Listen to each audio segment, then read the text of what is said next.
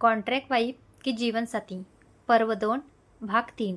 दुसऱ्या दिवशी सकाळी देशमुख बंगल्यात नेहमीसारखी गडबड सुरू होती.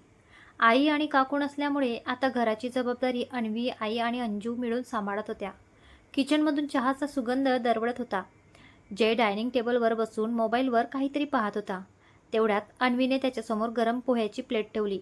वहिनी, तुम्ही जगातील बेस्ट आहात, जय आनंदाने म्हणाला. का रे? अन्वी हसत म्हणाली. कारण माझ्या आवडीचे पोहे केलेत.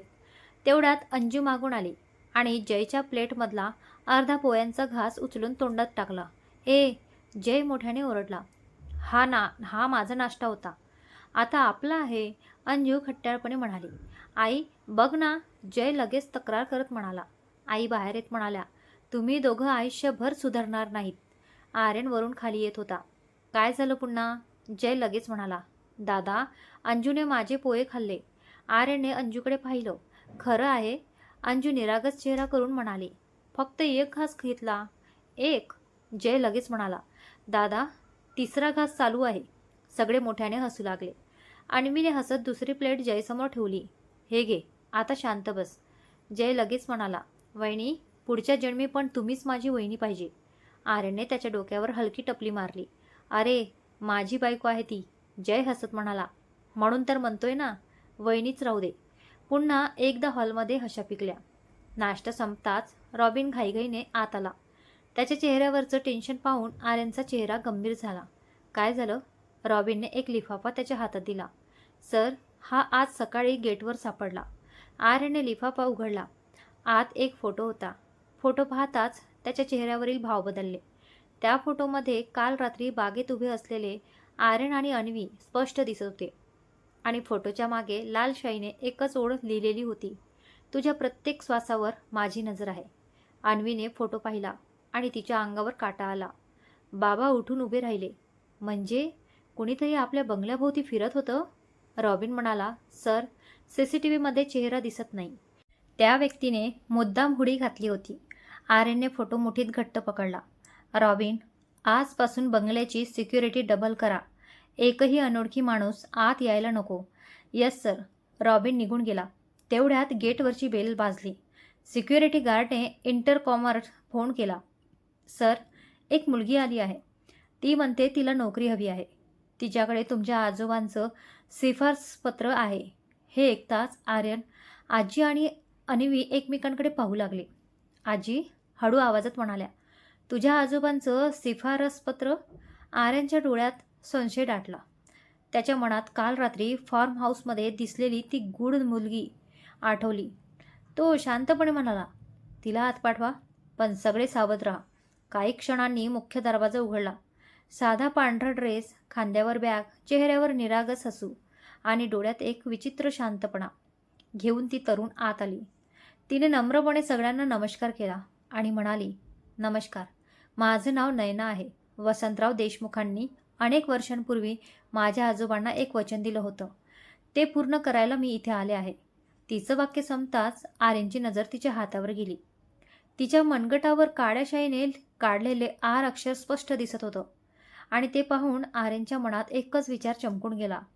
ही मुलगी खरंच मदतीसाठी आली आहे की रुद्रप्रताप राणेची नवी चाल आहे? नयना शांतपणे हॉलच्या मध्यभागी उभी होती. तिच्या चेहऱ्यावर भीती नव्हती, पण एक वेगळाच आत्मविश्वास होता. आर्यन काही क्षण तिच्याकडे पाहत राहिला. त्याची नजर मात्र तिच्या मनगटावरच्या आर या अक्षरावरच खिळली होती. बस, तो शांतपणे म्हणाला. नयना समोरच्या सोफ्यावर बसली. अन्वीने तिच्यासमोर पाण्याचा ग्लास ठेवला. थँक्यू, नयना हलकसं हसत म्हणाली. आर्यनने टेबलावर तो जुना लिफाफा ठेवला. म्हणालीस, आजोबांचं शिफारसपत्र आहे? नयना मान हलवत म्हणाली. हो. तिने बागेतून एका जुना पिवळसर लिफाफा काढून आर्यनच्या हातात दिला. लिफाफ्यावर स्पष्ट अक्षरात लिहिलेलं होतं, फक्त देशमुख कुटुंबासाठी. आजींनी हे हस्ताक्षर पाहताच डोळे भरून आले. हे तर वसंतरावांचंच अक्षर आहे. आर्यनने सावधपणे पत्र उघडलं. आत एक छोटंसं पत्र होतं. जर हे पत्र माझ्या घरच्यांच्या हातात आलं असेल तर नयनावर संशय घेणं स्वाभाविकच आहे, पण तिला किमान एकदा तरी ऐका. तिच्या आजोबांनी माझा जीव वाचवला होता. त्यांचं ऋण मी कधी फेडू शकलो नाही. वसंतराव देशमुख. पत्र वाचून हॉलमध्ये पुन्हा शांतता पसरली. बाबा म्हणाले, म्हणजे तिला आत घ्यायचं? आर्यनने पत्र खाली ठेवलं. पत्र खरं असू शकतं, पण काळ बदलला आहे. विश्वास ठेवण्याआधी खात्री करावी लागेल. नयना शांतपणे म्हणाली, तुमचा संशय योग्य आहे. माझी चौकशी करा. माझा फोन, बॅग सगळं तपासा. तिच्या उत्तरामुळे सगळे थोडे आश्चर्यचकित झाले. रॉबिनने तिची बॅग तपासली. काही कपडे, काही पुस्तकं, एक डायरी आणि औषधांची छोटी पिशवी एवढंच मिळालं. जय हळू आवाजात अंजूला म्हणाला, दादा तर CIDच चालवतो. अंजू त्याच्या हातावर हलकी चापट मारत म्हणाली, शांत बस ना. पण अन्वीच्या चेहऱ्यावर अजूनही विचार दिसत होते. ती नयनाकडे पाहत म्हणाली, तुझ्या हातावरचं आर. नयनाने क्षणभर मनगटाकडे पाहिलं आणि हलकंच हसली. हा टॅटू नाही, जखमेचा व्रण आहे. लहानपणी गरम लोखंडांमुळे मला पडला होता. आर्यने तिच्या डोळ्यात पाहिलं. ती खोटं बोलते की खरं, हे तो ओळखण्याचा प्रयत्न करत होता. तेवढ्यात आई म्हणाल्या, आधी मुलीला काहीतरी खायला द्या, सकाळपासून उभी आहे. अन्वीने लगेच तिला डायनिंग टेबलवर नेलं. अंजूही तिच्याशी गप्पा मारू लागली. काही वेळातच नयना सगळ्यांमध्ये मिसळल्यासारखी वाटू लागली. पण आर्यनची नजर तिच्यावरून हटत नव्हती. रात्री सगळे झोपायला गेले. आर्यन बाल्कनीत उभा होता. अन्वी मागून आली. अजूनही तिच्यावर विश्वास नाही. ती शांतपणे म्हणाली. आर्यनने मान हलवली. नाही, काहीतरी जुळत नाही. मग तिला घरात का ठेवलंत? कारण शत्रू बाहेर असेल तर दिसत नाही, पण समोर असेल तर त्याच्यावर लक्ष ठेवता येतं. अन्वी त्याच्याकडे पाहत असली. म्हणजे तुम्ही तिला मुद्दाम घरात ठेवलंत? आर्यनने हलकंसं स्मित केलं. खेळ फक्त त्यालाच खेळता येतो असं नाही. अन्वीने त्याचा हात हातात घेतला. पण एक वचन द्या. काय? काहीही झालं तर यावेळी एकट्याने निर्णय घेणार नाही. आर्यनने तिच्या डोळ्यात पाहिलं. प्रॉमिस. ती समाधानाने हसली. तो तिच्याजवळ आला. तिच्या केसांची बट कानामागे सारत तिच्या कपाळावर हलकं चुंबन दिलं. अन्वीने डोळे मिटले आणि त्याच्या खांद्यावर डोकं ठेवलं. पण त्या क्षणी गेस्ट रूममध्ये झोपलेली नयना हळूच उठली. तिने दार अलगद बंद केलं. खिडकी उघडली आणि मोबाईल काढून एकच मेसेज टाईप केला. मी देशमुख बंगल्यात पोहोचले आहे. 2 सेकंदात रिप्लाय आला. छान. आता दुसरा टप्पा सुरू कर. तो मेसेज वाचताच नयनाच्या चेहऱ्यावरचं निरागस हसून नाहीसं झालं आणि तिच्या डोळ्यात एक गूढ चमक दिसू लागली. दुसऱ्या दिवशी सकाळी देशमुख बंगल्यात नेहमीप्रमाणे गडबड सुरू होती. अन्वी किचनमध्ये आईला नाश्त्याची मदत करत होती. अंजू डायनिंग टेबल सजवत होती. जय अजूनही झोपेतून उठला नव्हता. जय, उठतोस की पाणी टाकू? अंजू वरूनच ओरडली. 5 मिनटं. आतून आवाज आला. हे 5 मिनटं कालपासून संपतच नाहीत तुझे. अंजू पुटपुटली. तेवढ्यात आर्यन खाली आला. जय उठला नाही अजून? नाही, अंजू म्हणाली. आर्यन काही न बोलता वर गेला. 2 मिनिटांनी वरून जयचा मोठा आवाज आला. दादा, थंड पाणी का टाकलं? खाली उभे असलेले सगळे मोठ्याने हसू लागले. जय केस पुसत खाली आला. तुम्ही माझे सख्खे दादा नाही हा? आर्यन निर्विकारपणे म्हणाला. उद्या 6 वाजता उठशील? उठेन. खात्री? हो, रेकॉर्ड करून ठेवतो. अंजू पुन्हा हसू लागली. तेवढ्यात नयना खाली आली. साधा सलवार सूट, ओले केस आणि चेहऱ्यावर हलकंसं हसू. आई म्हणाल्या, ये बाळ, नाश्ता कर. नयना शांतपणे बसली. अन्वीने तिच्यासमोर उपम्याची प्लेट ठेवली. धन्यवाद, ती म्हणाली. आर्यन तिच्याकडे पाहत होता. प्रत्येक हालचालीवर त्याची नजर होती. नाश्ता संपताच रॉबिन आत आला. सर, गाडी तयार आहे. ठीक आहे, आर्यन म्हणाला. बाबा विचारले, कुठे? देशमुखवाडा. आजी लगेच म्हणाल्या, मी पण येणार. नाही आजी, तुम्ही घरीच राहा. आर्यन प्रेमाने म्हणाला. नाही आर्यन, त्या वाळाशी माझाही आठवणी जोडलेल्या आहेत. काही क्षण विचार करून आर्यन म्हणाला, बरं ठीक आहे, पण काळजी घ्यायची. तेवढ्यात नयना शांतपणे म्हणाली, मीही येऊ का? सगळ्यांच्या नजरा तिच्याकडे वळल्या. आर्यनने काही क्षण तिच्याकडे पाहिलं. का? माझ्या आजोबांनी त्या वाड्याचा उल्लेख अनेकदा केला होता, ती म्हणाली. आर्यनने थोडा विचार केला. ठीक आहे, पण माझ्या परवानगीशिवाय कुठेही जाणार नाहीस. ओके, ती शांतपणे म्हणाली. काही वेळात 2 गाड्या देशमुख वाड्याकडे निघाल्या. पहिल्या गाडीत आर्यन, अन्वी, रॉबिन आणि नयना होते. दुसऱ्या गाडीत बाबा, मनीष, जय आणि अंजू. जवळपास 2 तासांच्या प्रवासानंतर त्या सगळ्या गाड्या जुन्या देशमुख वाड्यांसमोर थांबल्या. मोठं लोखंडी गेट, त्यावर चढवलेले वेली, मोकळीस आलेल्या भिंती आणि आजूबाजूला पसरलेली शांतता. वातावरणात एक वेगळंच गूढ दडलं होतं. आर्यनने गेट उघडलं. किरकिर असा आवाज झाला. सगळे सावधपणे आत गेले. वाड्याच्या अंगणात पाऊल टाकताच आजी काही क्षण थांबल्या. त्यांच्या डोळ्यात जुन्या आठवणी दाटून आल्या. इथेच इथेच तुझ्या बाबांचा बारसा झाला होता, त्या हळू आवाजात म्हणाल्या. आर्यनने त्यांचा हात धरला. आजी चला. सगळे मुख्य दरवाजातून आत गेले. धुळीचा वास, कोड्याची जाडी आणि वर्षानुवर्षे बंद असलेल्या घराची शांतता सगळ्यांनाच जाणवत होती. रॉबिन आणि मनीष प्रत्येक खोली तपासू लागले. तेवढ्यात जयला भिंतीवर एक जुना फोटो दिसला. दादा इकडे बघ. सगळे तिकडे गेले. फोटोमध्ये वसंतराव देशमुख, गोविंदराव आणि आणखी 3 अनोळखी माणसं उभी होती. पण त्या फोटोचा एक कोपरा मुद्दाम फाडलेला होता. जणू एखाद्याचा चेहरा लपवला गेला होता. आर्यन फोटोकडे पाहत असतानाच वरच्या मजल्यावरून कोणाच्या तरी चालण्याचा स्पष्ट आवाज आला. टक टक टक. सगळे जागच्या जागी थबकले. जयने घाबरून हळूच आर्यनच्या मागे जागा घेतली. अंजूने त्याच्याकडे पाहून हसू दाबलं. आर्यनने रॉबिनकडे पाहिलं. चल वर जाऊ. रॉबिनने पिस्तूल बाहेर काढलं. दोघे सावधपणे जिना चढू लागले. अन्वीही त्यांच्या मागे जाणार इतक्यात आर्यनने हातात तिला थांबवलं. नाही, तू खालीच थांब. अन्वी काही बोलणार होती, पण त्याच्या डोळ्यातील काळजी पाहून ती शांत झाली. वरच्या मजल्यावर पोहोचताच पुन्हा तोच आवाज आला, पण यावेळी तो आवाज बंद खोलीच्या आतून येत होता. आर्यनने हळूच त्या दरवाजाच्या हँडलवर हात ठेवला आणि दार उघडताच आतलं दृश्य पाहून त्याच्या चेहऱ्यावरचे भाव पूर्णपणे बदलले. आर्यनने दार पूर्ण उघडलं. रॉबिनने पिस्तूल रोखून आत नजर फिरवली, पण खोली पूर्ण रिकामी होती. सगळीकडे धूळ, कोड्याची जाडी आणि जुनं लाकडी फर्निचर पडलेलं होतं. सर, इथे तर कोणीच नाही, रॉबिन हळू आवाजात म्हणाला. आर्यन काही बोलला नाही. त्याने जमिनीकडे पाहिलं. धुळीत अगदी ताजे पावलांचे ठसे उमटलेले होते. म्हणजे काही क्षणांपूर्वीच कोणीतरी त्या खोलीत होतं. रॉबिन, पावलांचे ठसे बघ. रॉबिन खाली बसला. सर, हे ठसे खिडकीपर्यंत जात आहे. दोघांनी खिडकीकडे पाहिलं. खिडकी अर्धी उघडी होती आणि बाहेरून थंड वारा आत येत होता. आर्यनने खिडकीतून बाहेर पाहिलं. मागच्या बाजूला दाट झाडी होती. तो अजून लांब गेला नसेल.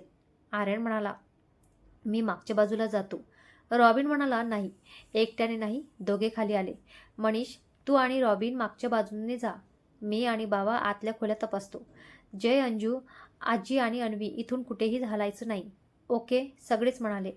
आर्यन आणि बाबा वाड्याच्या आतल्या बाजूला गेले. जुन्या लाकडी जिन्याखालून जात असताना आर्यनचं लक्ष भिंतीवरच्या एका विचित्र खुणेकडे गेलं. भिंतीवर छोटंसं सूर्याचं चिन्ह कोरलेलं होतं.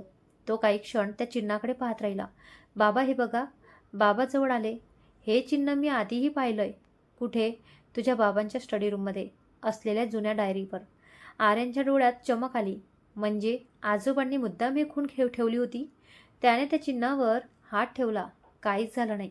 पुन्हा थोडा जोर लावताच कर्क असा आवाज झाला आणि समोरची भिंत हळूहळू सरकू लागली. सगळे दचकले. भिंतीच्या मागे एक अरुंद गुप्त मार्ग दिसत होता. आत पूर्ण अंधार होता. थंड वाऱ्याची झुळूक बाहेर आली. हे काय आहे? बाबा आश्चर्याने म्हणाले. आर्यनने मोबाईलचा टॉर्च सुरू केला. बहुतेक हा गुप्त मार्ग आहे. तेवढ्यात अन्वी आणि बाकीचेही तिथे आले. आर्यन, काय झालं? अन्वीने विचारलं. आजी, तुम्हाला या मार्गाबद्दल माहिती होती का? आजींनी डोळे मोठे केले. नाही, वसंतरावांनी मला कधीच सांगितलं नव्हतं. आर्यन काही क्षण विचारात पडला. मी आज जातो. मी पण. अन्वी लगेच म्हणाली. नाही आर्यन, अन्वी प्लीज. त्याचा आवाज यावेळी खूप शांत पण ठाम होता. अन्वी त्याच्याकडे पाहत राहिली. शेवटी ती म्हणाली, ठीक आहे, पण एकटे नाही. रॉबिन आणि मनीष सोबत जा. आर्यनने मान हलवली. तिघे टॉर्च घेऊन त्या गुप्त मार्गात शिरले. मार्ग खूप अरुंद होता. भिंतीवर ओल होती. काही अंतर चालल्यानंतर अचानक समोर एक मोठं लोखंडी दार दिसलं. दारावर पुन्हा तेच सूर्याचं चिन्ह कोरलेलं होतं. आर्यनने आजींनी दिलेली जुनी किल्ली खिशातून काढली. ही किल्ली? तो पुटपुटला. त्याने किल्ली कुलुपात घातली. टक असा आवाज झाला आणि दार हळूहळू उघडलं. दाराच्या आत एक लहानशी खोली होती. मध्ये एक मोठा लाकडी टेबल, बाजूला लोखंडी कपाट आणि भिंतीवर वसंतराव देशमुखांचा मोठा फोटो. टेबलावर धुळीने झाकलेली एक काळी डायरी ठेवलेली होती. आर्यनने ती हातात घेतली. पहिलंच पान उघडताच त्याच्या चेहऱ्यावरचे भाव बदलले. त्या पानावर मोठ्या अक्षरात लिहिलेलं होतं, आर्यन, जर तू इथपर्यंत पोचला असशील तर अभिनंदन, पण लक्षात ठेव तू उशीर केलास, कारण रुद्रप्रतापने आधीच आपला माणूस तुझ्या घरात पोचवला आहे. हे वाचताच आर्यनच्या हातातून डायरी जवळजवळ निसटली आणि त्या क्षणी वरच्या वाड्यातून अन्वीच्या किंचाळण्याचा आवाज घुमला. आर्यन! आर्यन, रॉबिन आणि मनीष क्षणाचाही विलंब न करता गुप्त मार्गातून बाहेरच्या दिशेने धावू लागले. आर्यन, रॉबिन आणि मनीष जीवाच्या आकांताने गुप्त मार्गातून बाहेर धावत होते. अन्वीची किंचाळी अजूनही त्याच्या कानात घुमत होती. काही क्षणातच ते हॉलमध्ये पोचले. समोरचं दृश्य पाहून आर्यनचे पाय जागेच्या जागी थबकले. अन्वी, आजी, आई, बाबा, जय आणि अंजू सगळे हॉलमध्ये उभे होते. कोणालाही काही झालं नव्हतं, पण हॉलच्या मधोमध जमिनीवर एक मोठा काळा बॉक्स ठेवलेला होता. त्यावर लाल रंगात एकच ओळ लिहिलेली होती, उघडायची हिंमत असेल तर उघडा. अन्वी, तू ठीक आहेस ना? आर्यन धावत तिच्याजवळ गेला. तिने मान हलवली. मी ठीक आहे, पण हा बॉक्स अचानक इथे आला? आम्ही कुणालाच पाहिलं नाही. रॉबिनने लगेच बॉक्स स्कॅन केला. सर, यात स्फोटक नाही, पण आत काहीतरी धातूची वस्तू आहे. आर्यने सावधपणे झाकण उघडलं. आत एक जुना चांदीचा कंपास, एक रक्ताने माखलेला रुमाल आणि एक फोटो होता. फोटो पाहताच आजीच्या हातातून काठी खाली पडली. गोविंद दादा? त्या थरथरत्या आवाजात म्हणाल्या. फोटोमध्ये गोविंदराव एका खुर्चीला बांधलेले होते. फोटोच्या मागे लिहिलेलं होतं, जिवंत आहे, पण किती दिवस हे आर्यनवर अवलंबून आहे. आर्यनचा जबडा आवळला गेला. त्याने फोटो मुठीत घट्ट पकडला. तेवढ्यात बॉक्सच्या तळाशी ठेवलेला एक छोटासा स्पीकर आपोआप सुरू झाला. तोच थंड आवाज पुन्हा घुमला. वेलकम आर्यन, तू अपेक्षेपेक्षा लवकर वाड्यात पोहोचलास, पण अजूनही 2 पावलं माझ्या मागेच आहेस. तुझ्या आजोबांनी तुला हुशार बनवलं, पण मला हरवायला ते पुरेसं नाही. आर्यन शांतपणे ऐकत होता. तुला गोविंदरावांना भेटायचं असेल तर पहिलं कोड सोडव. तुझ्या हातात असलेला कंपास दिशा दाखवणार नाही, तर सत्य दाखवेल. एवढं बोलून आवाज बंद झाला. सगळे एकमेकांकडे पाहू लागले. आर्यनने कंपास हातात घेतला. त्याची सुई उत्तर दिशेकडे न फिरवता वाड्याच्या मागच्या भिंतीकडे स्थिर झाली. हे नॉर्मल नाही, मनीष म्हणाला. आर्यनने एक शब्दही न बोलता त्या दिशेने चालायला सुरुवात केली. सगळे त्याच्या मागे गेले. वाड्याच्या मागच्या अंगणात पोचताच कंपासची सुई एका जुन्या विहिरीकडे स्थिर झाली. विहीर पूर्ण कोरडी होती. भोवती तण वाढलं होतं. जय हळू आवाजात म्हणाला, दादा, यात उतरायचं आहे का? आर्यनने खाली डोकावून पाहिलं. विहीरच्या भिंतीवर लोखंडी पायऱ्या बसवलेल्या होत्या. रॉबिन, दोरी आण. काही मिनिटात दोरी बांधली गेली. मी आधी उतरतो, आर्यन म्हणाला. मी पण, अन्वीने ठाम आवाजात सांगितलं. अन्वी, नाही, यावेळी नाही ऐकणार. प्रत्येक वेळी मला मागे ठेवून तुम्ही एकटे जाणार नाही. दोघांची नजरानजर झाली. शेवटी आर्यन हलकासा हसला. ठीक आहे, पण माझ्या मागेच राहायचं. अन्वीने मान हलवली. दोघे सावधपणे विहिरीत उतरू लागले. खाली पोचताच त्यांना समोर एक लहानसा बोगदा दिसला. बोगद्याच्या शेवटी हलकासा प्रकाश दिसत होता. आर्यन आणि अन्वी पुढे गेले. अचानक अन्वीचा पाय एका सैल दगडावर पडला. दगड सरकताच घर्र असा आवाज झाला आणि वरून मोठमोठे दगड खाली पडू लागले. अन्वी, मागे आर्यन ओरडला, पण एक हा मोठ्या दगडाचा तुकडा थेट अन्वीच्या दिशेने कोसळत होता. क्षणाचाही विचार न करता आर्यनने तिला जोरात स्वतःकडे ओढलं आणि स्वतः तिच्यावर आडवा झाला. दगड त्याच्या पाठीवर आदळला. आर्यन, अन्वी घाबरून ओरडली. वर उभे असलेले रॉबिन, मनीष, बाबा आणि जयही घाबरले. धुळीचा ढग शांत झाल्यावर अन्वीने थरथरत्या हातांनी आर्यनचा चेहरा पकडला. आर्यन, डोळे उघडा प्लीज. तिच्या डोळ्यातून अश्रू वाहू लागले. आर्यन काही क्षण तसाच निश्चल पडून होता. अन्वीच्या हृदयाचे ठोके वाढले होते. आर्यन, प्लीज, डोळे उघडा. ती रडत त्याच्या गालावर हलक्या थापा मारू लागली. वर उभे असलेले बाबा, मनीष, रॉबिन, जय आणि अंजू घाबरून खाली उतरू लागले. धुळीचा ढग हळूहळू खाली बसला. अचानक आर्यनने हलकासा खोकलला. अन्वीच्या चेहऱ्यावर लगेच आनंद उमटला. आर्यन, ती त्याला घट्ट मिठी मारत म्हणाली. आर्यनने हळूहळू डोळे उघडले आणि हसत म्हणाला, एवढंच लागलंय, इतकं रडतेस का? अन्वीने रागाने त्याच्या छातीवर हलका ठोसा मारला. तुम्हाला प्रत्येक वेळी हिरो बनायचं असतं का? जर काही झालं असतं तर? तिच्या डोळ्यातून अश्रू थांबत नव्हते. आर्यनने तिच्या चेहऱ्यावरचे अश्रू अलगद पुसले. तुला काही झालं असतं तर मी स्वतःला कधीच माफ केलं नसतं. अन्वी काही बोलली नाही. तिने त्याचा हात दोन्ही हातांनी घट्ट पकडला. तेवढ्यात जय खाली आला. दादा, ठीक आहेस ना? आर्यनने मान हलवली. हो. जयने सुटकेचा निश्वास टाकला. दादा, आता पुढच्या वेळी बहिणीला वाचवायचं असेल तर आधी हेल्मेट घाल. अंजूने लगेच त्याच्या डोक्यावर हलकी टापचावट मारली. अरे, ही वेळ आहे का जोक करायची? जय म्हणावला. वातावरण हलकं करत होतो. सगळ्यांच्या चेहऱ्यावर नकळत हसू आलं. रॉबिनने टॉर्च पुढे केला. सर, बोगदा पुढे जातोय. आर्यने उठण्याचा प्रयत्न केला. पाठीला वेदना होत होत्या, पण त्याने काहीच दाखवलं नाही. चला, ते सावधपणे पुढे चालू लागले. काही अंतर गेल्यावर समोर एक मोठा गोलाकार हॉल दिसला. भिंतीवर जुनी चित्र कोरलेली होती.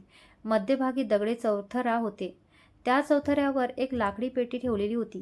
पेटीवर पुन्हा तेच सूर्याचं चिन्ह कोरलेलं होतं. आर्यन पुढे गेला. यावेळी त्याने घाई केली नाही. पेटीभोवती नीट पाहिलं. जमिनीवर बारीक तारा दिसत होता. कोणीही पुढे येऊ नका, तो म्हणाला. रॉबिनने टॉर्चचा प्रकाश टाकला. सर, ट्रॅप आहे. आर्यन खाली बसला. काही मिनिट काळजीपूर्वक पाहिल्यानंतर त्याने तार बाजूला केली. मग पेटी उघडली. आत एक जुना नकाशा, एक चावी आणि एक छोटा व्हिडिओ कॅमेरा होता. कॅमेरा चालू करताच स्क्रीनवर गोविंदराव दिसले. यावेळी ते जखमी होते, पण शुद्धीत होते. आर्यन, जर तू हा व्हिडिओ पाहत असशील तर तू योग्य मार्गावर आहेस, पण वेळ खूप कमी आहे. रुद्रप्रताप तुला माझ्यापर्यंत पोहोचू देणार नाही. माझ्यावर विश्वास ठेव. देशमुख कुटुंबात आलेली नवीन व्यक्ती. तेवढ्यात व्हिडिओ अचानक बंद झाला. सगळे निराश झाले. अन्वी म्हणाली, व्हिडिओ का बंद झाला? मनीषने कॅमेरा तपासला. फाईल कॅरप्ट झाली आहे. आर्यन काही क्षण विचारात पडला. नाही, कुणीतरी मुद्दाम मध्येच कट केलंय. त्याची नजर हळूहळू सगळ्यांवर फिरली. काही क्षणासाठी ती नयनावर जाऊन थांबली. नयना मात्र शांतपणे उभी होती. तेवढ्यात नयनाचा मोबाईल वाजला. ती घाबरल्यासारखी झाली आणि पटकन कॉल कट केला. आर्यनच्या नजरेतून ते सुटलं नाही. तो शांतपणे म्हणाला, नयना, कोणाचा फोन होता? नयना क्षणभर थबकली. चुकीचा नंबर. आर्यनने काहीच उत्तर दिलं नाही, पण त्याच्या मनात संशय आणखी गडद झाला. नयना, चुकीचा नंबर होता, एवढंच बोलली, पण तिच्या आवाजातला हलकासा कप आर्यनच्या नजरेतून सुटला नाही. त्याने तिच्याकडे काही क्षण निरखून पाहिलं आणि विषय तिथेच थांबवला. आता इथून बाहेर पडूया, तो शांतपणे म्हणाला. सगळे परत बोगद्यातून बाहेर येऊ लागले. बाहेर येईपर्यंत संध्याकाळ झाली होती. आकाशात काळे ढग जमले होते. विजा चमकत होत्या. तेवढ्यात पावसाचा जोरदार छिडकावा सुरू झाला. सगळे धावत वाड्याच्या वरांड्यात आले. दादा, आता काय? जयने विचारलं. पाऊस थांबेपर्यंत इथेच थांबू, आर्यन म्हणाला. आजींनी वाड्याकडे पाहिलं. किती वर्षांनी हा वाडा पुन्हा माणसांनी भरला आहे. त्यांच्या डोळ्यात जुन्या आठवणी तरळल्या. अन्वीने त्यांच्या खांद्यावर हात ठेवला. आजी, त्या हलकसं हसल्या. बाहेर मुसळधार पाऊस सुरू होता. थंड वाऱ्याने अन्वीला थंडी वाजू लागली. ती नकळत हात सोडू लागली. आर्यनने ते पाहिलं. त्याने स्वतःचं जॉकेट काढून तिच्या खांद्यावर ठेवलं. आहो, तुम्हाला थंडी वाजेल, ती म्हणाली. मला नाही, तू घाल, तो हसत म्हणाला. अन्वीने काही न बोलता जॉकेट घट्ट ओढून घेतलं. जयने ते पाहिलं आणि अंजूकडे हळू आवाजात म्हणाला, बघितलंस, यालाच म्हणतात फिल्मी प्रेम. अंजूने त्याच्या हाताला चिमटा काढला. शांत बस. जय वेदनेने आई ग म्हणाला. सगळे त्याच्याकडे पाहू लागले. काही नाही, डास चावला, तो चेहरा वाकडा करत म्हणाला. अंजूला हसू आवरेना. अन्वी आणि आर्यनही हसू लागले. काही क्षणासाठी सगळं टेन्शन विसरून वातावरण पुन्हा हलकं झालं. पाऊस थोडा कमी होताच सगळे गाड्यांकडे निघाले. आर्यन गाडीत बसणार इतक्यात त्याच्या नजरेस वाड्याच्या पहिल्या मजल्यावरची एक खिडकी दिसली. तिथे एक काळी आकृती काही क्षण उभी होती. वीज चमकली आणि पुढच्या क्षणी ती आकृती गायब झाली. रॉबिन, आर्यन मोठ्याने म्हणाला. दोघे धावत परत वाड्यात गेले. वरच्या खोलीत पोहोचल्यावर मात्र तिथे कोणीच नव्हतं, पण खिडकीजवळ जमिनीवर एक ताजं गुलाबाचं फूल पडलेलं होतं. त्याला एक छोटासा कागद बांधलेला होता. आर्यने तो उघडला. त्यावर फक्त 3 ओळी लिहिल्या होत्या. तू योग्य दिशेने चालला आहेस, पण तुझ्यासोबत चालणाऱ्यांपैकी एक जण माझ्यासाठी काम करतो. त्याच्यावर तू सर्वात जास्त विश्वास ठेवतोस. आर्यन काही क्षण स्तब्ध उभा राहिला. त्याच्या डोळ्यांसमोर एकामागून एक चेहरे येऊ लागले. अन्वी, मनीष, रॉबिन, बाबा, जय. त्याने चिठ्ठी शांतपणे खिशात ठेवली. खाली येताना त्याच्या चेहऱ्यावर कोणताही भाव नव्हता. गाडीत बसल्यावर अन्वीने विचारलं, काय झालं? आर्यन हलकंच हसला. काही नाही. पण मनात मात्र त्याने एक निर्णय घेतला. आतापासून तो कोणालाही काहीही न सांगता स्वतःची गुप्त चौकशी सुरू करणार होता. देशमुख कुटुंबातील प्रत्येक व्यक्तींवर, अगदी स्वतःच्या सर्वात जवळच्या माणसावरही त्याची शांतपणे नजर असणार होती. आणि त्याच क्षणी गाडीच्या मागच्या सीटवर बसलेली नैना खिडकीतून बाहेर पाहत होती. तिच्या चेहऱ्यावर कोणताही भाव नव्हता, पण तिच्या मोबाईलवरच्या स्क्रीनवर एक वाचलेला मेसेज चमकत होता. आर्यनला संशय यायला लागला होता आहे. पुढची चाल काळजीपूर्वक खेळ. आर्यनने रिअर व्ह्यू मिररमधून मागे पाहिलं. नैना मोबाईल पटकन लॉक करून बाहेरचा पाऊस पाहू लागली. आर्यन काहीच बोलला नाही. त्याच्या चेहऱ्यावर नेहमीसारखं शांत हसू होतं, पण मनात मात्र प्रत्येक गोष्ट जोडली जात होती. जवळपास 2 तासांनी सगळे देशमुख बंगल्यावर पोहोचले. आईने सगळ्यांसाठी गरम चहा बनवला. आजी थकल्या असल्यामुळे त्यांच्या खोलीत गेल्या. बाबा डायरी घेऊन स्टडी रूममध्ये गेले. मनीष आणि रॉबिन वाड्यातून आणलेल्या नकाशांचा अभ्यास करू लागले. अन्वीने पाहिलं की आर्यन शांतपणे गार्डनमध्ये जाऊन एकटा झोपाळ्यावर बसला आहे. ती 2 कप कॉफी घेऊन त्याच्याजवळ आली. कॉफी? ती हसत म्हणाली. आर्यनने कप घेतला. थँक्यू. काही क्षण दोघेही शांत बसले. हलका पाऊस सुरू होता. मातीचा सुगंध हवेत दरवळत होता. अन्वीने अलगद त्याच्या खांद्यावर डोकं ठेवलं. काय चाललंय मनात? ती हळू आवाजात म्हणाली. आर्यन तिच्या केसांवरून हात फिरवत म्हणाला. भीती वाटते. अन्वी लगेच सरळ बसली. तुम्हाला? हो. कशाची? माझ्यामुळे तुम्हा कोणाला काहीच होईल याची. अन्वीने त्याचा हात आपल्या दोन्ही हातात घेतला. तुम्ही एकटे नाही आहात. आपण दोघं आहोत आणि पूर्ण कुटुंब आहे. आर्यन तिच्याकडे पाहून हलकसा हसला. माहिती आहे, पण यावेळी समोरचा शत्रू खूप धोकादायक आहे. अन्वीने त्याच्या कपाळावर हलकसं चुंबन घेतलं. कितीही मोठं वादळ आलं तरी मी तुमचा हात सोडणार नाही. आर्यनने तिला जवळ ओढलं. ती त्याच्या मिठीत शांतपणे विसावली. तेवढ्यात वरच्या बाल्कनीतून जयचा आवाज आला. अंजू, पटकन ये. लाईव्ह रोमॅन्स सुरू आहे. अन्वी पटकन दूर झाली. जय? ती लाजून ओरडली. अंजू वरूनच म्हणाली. दादा, वहिनी, आम्ही काही बघितलं नाही हो. आर्यनने वर पाहिलं. जय, खाली ये. जय लगेच मागे सरकला. मी नाही येत. का? माझं आयुष्य मला प्रिय आहे. एवढं म्हणताच सगळे हसायला लागले. वातावरण पुन्हा एकदा हलकं झालं. रात्री जेवण झाल्यावर सगळे आपल्या खोलीत गेले, पण आर्यन मात्र स्टडी रूममध्ये बसून आजोबांची डायरी वाचत होता. डायरीच्या शेवटच्या पानात एक वाक्य लाल शाईने लिहिलेलं होतं. देशमुख घराण्याचा सर्वात मोठा शत्रू बाहेर नाही. तो घरात येण्याचा प्रयत्न करेल. तेवढ्यात रॉबिन आत आला. सर? तुम्ही सांगितलेली माहिती मिळाली. आर्यनने डायरी बंद केली. बोल. रॉबिनने एक फाईल त्याच्यासमोर ठेवली. नैनाचं सगळं रेकॉर्ड क्लीन आहे, पण गेल्या 6 महिन्यांचं तिचं लोकेशन डेटा गायब आहे. जणू कुणीतरी मुद्दाम डिलीट केलंय. आर्यन शांत झाला. आणि तिच्या नावावर काही नाही, पण एका अनोळखी नंबरवरून तिला वारंवार कॉल येत आहे. आर्यनने तो नंबर आपल्या मोबाईलमध्ये सेव्ह केला. ही गोष्ट कुणालाच समजता कामा नये, अगदी अन्वीलाही नाही. Okay sir. तेवढ्या स्टडी रूमचा दरवाजा हलकेच उघडला. अन्वी दुधाचा ग्लास घेऊन आत आली. अजून झोपला नाहीत? ती हसत म्हणाली. आर्यनने क्षणार्धात फाईल ड्रॉवरमध्ये ठेवली. बस, थोडं काम होतं. अन्वीने ग्लास त्याच्यासमोर ठेवला. काम उद्या करा, आता झोपा. ती मागे वळणार इतक्यात आर्यनने तिचा हात धरला. 2 मिनिट बस ना. ती त्याच्या शेजारी बसली. काय?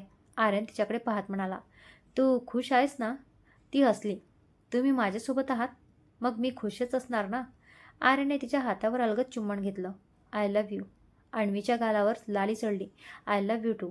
दोघेही तिथून खोलीत गेले. पण त्यांना कल्पनाही नव्हती, बंगल्याच्या बाहेर अंधारात उभी असलेली एक काळी SUV त्यांच्यावर नजर ठेवून होती. गाडीच्या आत बसलेला तोच रहस्यमय माणूस मोबाईलवर म्हणाला. पहिला टप्पा पूर्ण झाला, आता दुसरा टप्पा सुरू करा. टार्गेट? आर्यन नाही. काही क्षण शांतता पसरली. तो थंडपणे म्हणाला. अन्वी. दुसऱ्या दिवशी सकाळी देशमुख बंगल्यात नेहमीप्रमाणे गडबड सुरू होती, पण आर्यन मात्र पहाटेपासून जागा होता. तो जॉगिंगच्या बहाण्याने बंगल्याभोवती फिरत होता. रात्री दिसलेली काळी SUV त्याच्या डोळक्यातून जात नव्हती. गेटजवळ पोहोचताच त्याला टायरचे ताजे ठसे दिसले. तो खाली बसला आणि नीट पाहू लागला. सर? रॉबिनचा आवाज आला. काल रात्रीचीच गाडी आहे. आर्यन शांतपणे म्हणाला, मी आसपासचे CCTV फुटेज काढतो. रॉबिन म्हणाला, नको, ते त्यांना अपेक्षित आहे. आपण त्यांच्याच पद्धतीने खेळू. आर्यन हलकंसं हसला. रॉबिनला लगेच समजलं. Okay sir. दोघे आत आले. डायनिंग टेबलवर सगळे नाश्ता करत होते. जय सँडविच खात बसला होता. अन्वीने त्याच्यासमोर ज्यूस ठेवला. जय, हेल्दी खा. जय लगेच म्हणाला. वहिनी प्रेमाने दिलत म्हणून पितो. अंजू लगेच म्हणाली. दादा देतील तर. तो प्रोटीन शेक देईल. जय म्हणताच सगळे हसू लागले. आर्यन शांतपणे अन्वीकडे पाहत होता. तिच्या चेहऱ्यावरचं हसू पाहून त्याच्या मनात एकच विचार आला. किंमत काहीही असो, यावेळी अन्वीला काही होऊ द्यायचं नाही. नाश्ता संपताच अन्वी उठली. आई, मी मंदिरात जाऊन येते. आई म्हणाल्या, अंजूला घेऊन जा. नाही आई, मी लगेच येते. अन्वी हसत म्हणाली. आर्यन काही बोलला नाही, पण त्याने रॉबिनकडे एक कटाक्ष टाकला. रॉबिनला इशारा समजला. अन्वी गाडी घेऊन बाहेर पडली. तिच्या गाडीच्या काही अंतरावर रॉबिन दुसऱ्या गाडीतून तिच्या मागे निघाला. पण त्यांना न कळता आणखी एक गाडी SUV त्यांच्या मागे लागली होती. मंदिरात पोहोचल्यावर अन्वी दर्शनासाठी आत गेली. रॉबिन बाहेरचं थांबला. तेवढ्यात त्यांच्या मोबाईलवर आर्यनचा फोन आला. सर, रॉबिन, आजूबाजूला नीट लक्ष ठेव. मला काहीतरी बरोबर वाटत नाही. डोंट वरी सर, तो म्हणाला. त्या क्षणी मंदिराच्या मागच्या गेटमधून काळा हुडी घातलेला एक माणूस आत शिरला. त्याच्या हातात छोटंसं इंजेक्शन होतं. तो हळूहळू अन्वीच्या दिशेने चालू लागला. अन्वी देवासमोर डोळे मिटून उभी होती. तो माणूस अगदी तिच्या मागे पोहोचला. इंजेक्शन पुढे केलं आणि तेवढ्यात कोणीतरी त्याचा हात घट्ट पकडला. इतकी घाई कशाची? शांत पण धारदार आवाज घुमला. त्या माणसाने मागे वळून पाहिलं. समोर आर्यन उभा होता. त्याच्या चेहऱ्यावर हलकंसं स्मित होतं, पण डोळ्यात प्रचंड राग होता. मी सांगितलं होतं ना, माझ्या बायकोपर्यंत पोहोचणं इतकं सोपं नाही. त्या माणसाने आर्यनला जोरात ढकललं आणि पडायला सुरुवात केली. रॉबिन, आर्यन ओरडला. रॉबिन आणि आर्यन दोघे त्याच्या मागे धावले. मंदिराच्या मागच्या गल्लीत जोरदार पाठलाग सुरू झाला. तो माणूस एका बंद गोडाऊनमध्ये शिरला. आर्यनही त्याच्या मागे आत गेला. गोडाऊनमध्ये पूर्ण अंधार होता. अचानक मागून लोखंडी रॉडने आर्यनवर वार झाला, पण त्याने वेळेत वाकून तो वार चुकवला आणि एका जोरदार ठोशाने समोरच्याला खाली पाडलं. त्याने त्याचा मास्क खेचला, पण चेहरा पाहण्याआधीच गोडाऊनमध्ये धुराचा बॉम्ब फुटला. काही सेकंदात सगळीकडे धूर पसरला. धूर कमी झाल्यावर तो माणूस गायब झाला होता. मात्र जमिनीवर एक छोटासा लॉकेट पडलेला होता. आर्यनने ते उचललं. लॉकेट उघडताच आत एक फोटो होता आणि तो फोटो पाहून आर्यनच्या चेहऱ्याचा रंगच उडाला. आता त्या फोटोमध्ये काय असणार आहे तर जाणून घ्या पुढील भागात.